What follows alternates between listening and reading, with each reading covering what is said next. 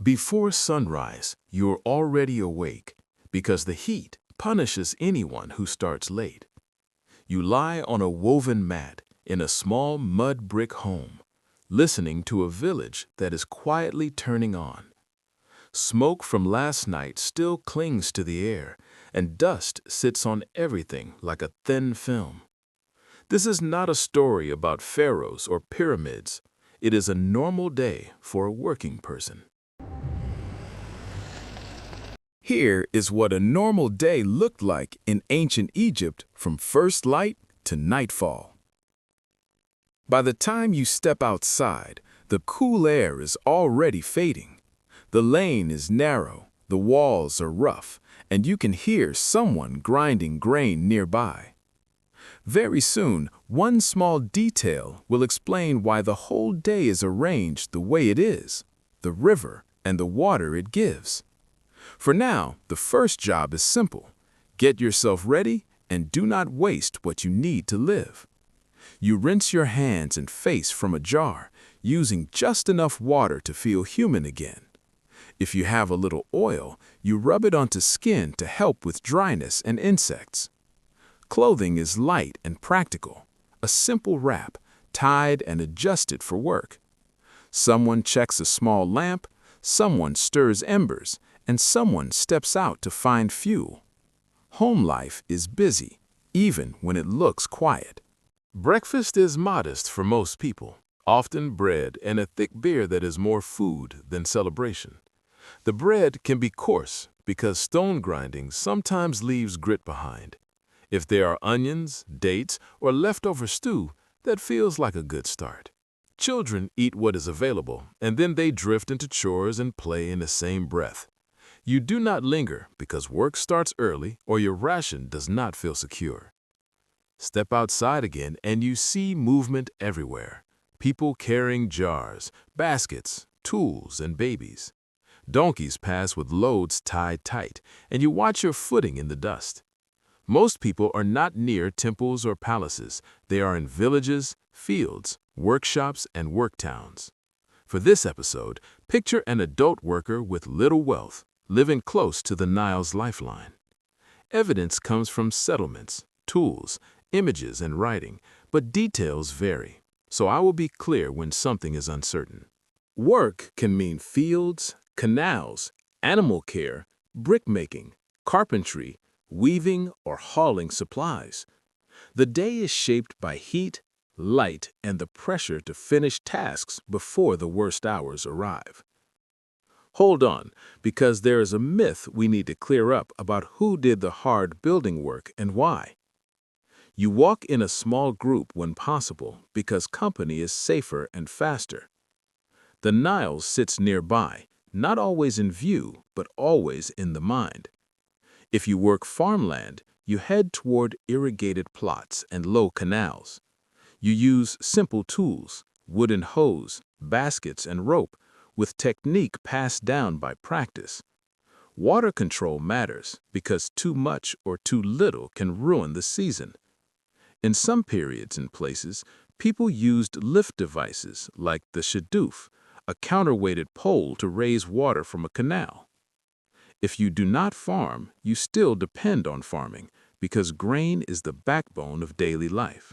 In a worktown or workshop, tasks begin with a rhythm measured by habit and supervision. A craft worker focuses on precision because mistakes waste time and materials.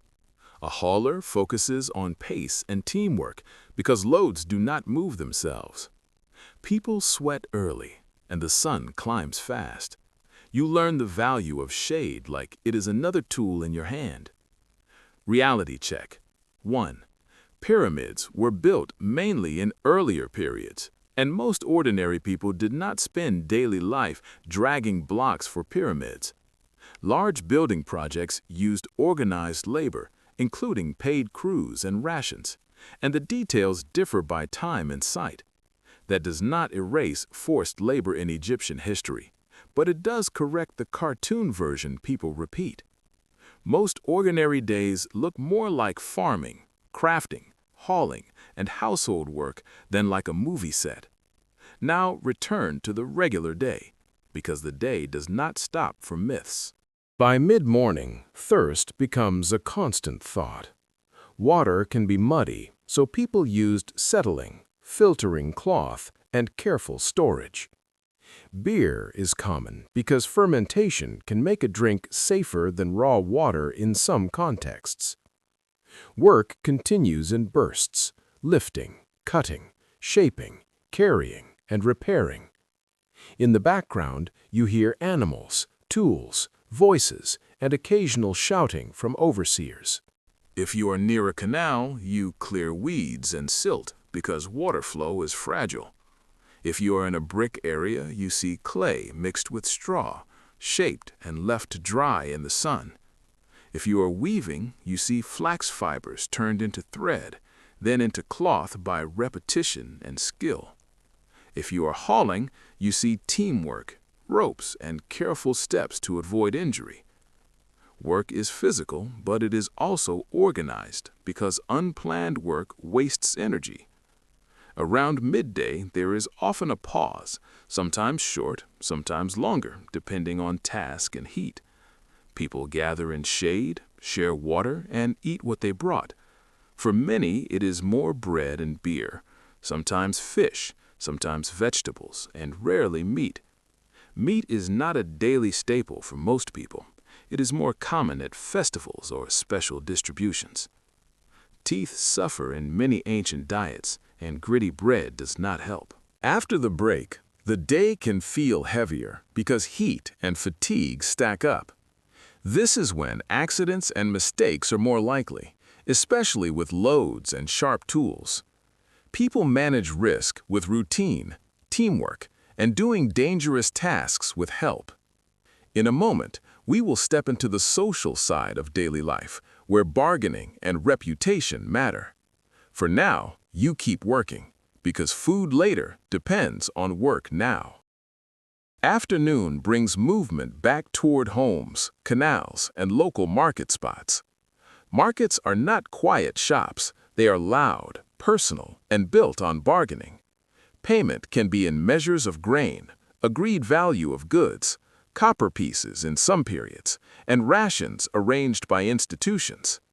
You see baskets of vegetables, jars, bread, fish, linen goods, and tool repairs happening in the open.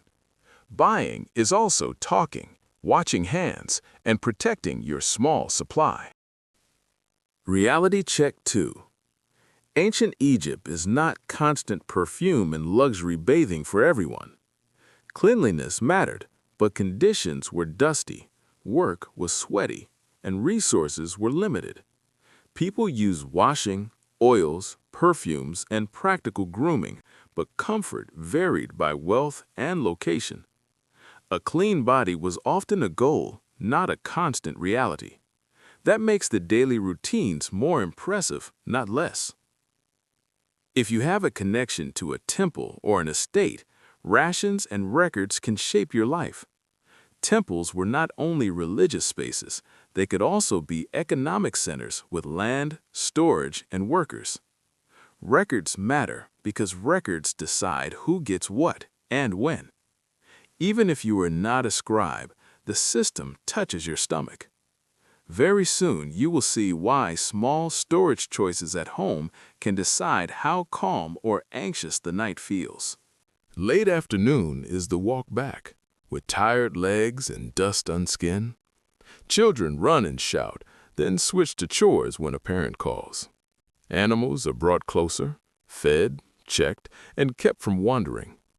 Homework begins again because a household runs on constant small tasks. Grinding grain can take a long time, and it often falls to women and older children, depending on the household. Cooking means fire, smoke, and careful use of fuel. Pots sit on low stands, stews simmer, and bread bakes in simple ovens or on hot surfaces. The smell of cooking travels, and it tells you who has food and who is stretching scraps. Evening food still leans on bread, but stew and vegetables can make it feel complete. Fish is a common protein when available, especially near the river. As the sun lowers, the air softens, and people talk more.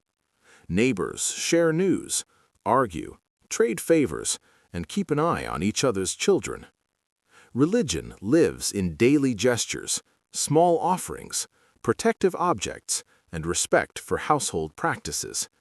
This is not always grand temple ritual. It is the quiet layer of habit in normal life. In a moment, we will face the harder part of the day, what people feared after dark. Reality check 3. Ancient Egypt is not one single lifestyle, even for ordinary people. A river farmer, a quarry worker, a craft worker, and a household servant can live very different daily rhythms. Some lived in planned work settlements, some in long-running villages, and some moved with seasonal labor. So when you hear the Egyptian peasant, treat it as a shortcut, not as one true story. Still, many daily pressures are shared: water, food, heat, work, and community. Night comes with fewer lights and more listening. Doors close, fires are managed carefully, and lamps are used sparingly. People sleep close for warmth, safety, and because space is limited. Insects are a nuisance, and people use nets, smoke, and oils when they can. Illness is a constant risk, and treatment ranges from practical remedies to religious and magical practices, depending on person and period. Here is the modern comparison that helps without forcing it. Imagine planning every day around water access and storage. If supply fails, you change your behavior fast because you have no backup system. That is why routines look strict, because routines are survival technology. The household stores what it can: grain, jars, tools, and fuel, and each item has a purpose. Those small stores reduce panic when something goes wrong. If you remember one thing, remember that normal life is a chain of solved problems, not a museum pose. People adapted constantly with shade, clothing, water carrying, shared labor, storage, and careful timing. That is not passive suffering. It is daily problem solving without modern machines. Tomorrow will look like today, unless the flood fails, prices shift, or sickness enters the home. That is why daily life is the best way to understand the past. Before we close, picture the village again. Quiet lanes, low walls, and a river that decides the future. Somewhere, someone is still awake, guarding supplies, tending animals, or finishing a task in cooler air.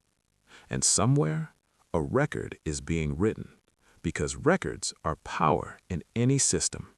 Thank you for spending the day with me in ancient Egypt, in the ordinary hours that built the world people remember. If you could ask one normal person from that village one question, what would you ask and why?